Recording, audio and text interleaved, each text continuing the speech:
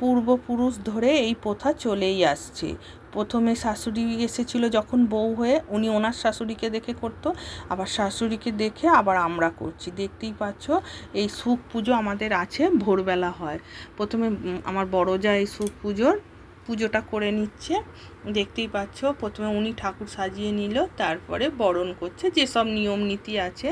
এরপরে হচ্ছে আমি করছি, ধাপ বাই ধাপ সবাই মিলে করব আমরা, 4 যা মিলে। বড় যা হয়ে গেল, এইবারে আমি করছি। ওই সেম একই জিনিস উনি যেরমভাবে করেছে ওইরমভাবেই সব করা হলো, হয়ে এবার আবার আমি বরণ করছি। এরপরে হলো আমার সেজে জায়ের পালা। এবার সেজে যা করছে সবাই একই পদ্ধতিতে ওরকম করা হলো। সেজে জায়ের করার পর অবশেষে এলো আমার ছোটো যা, মানে ও ছোটো, ও সবার লাস্টেই হবে। ধাপ বাই ধাপভাবেই করা হচ্ছে। ছোটো যাও পুজো করে নিচ্ছে, দেখতেই পাচ্ছ। করে নিয়ে ও আবার বরণ করবে, করলে সুখ পুজোটা শেষ হবে। সবার লাস্টে মজার বিষয় এই হচ্ছে প্যাকাটি জ্বালা।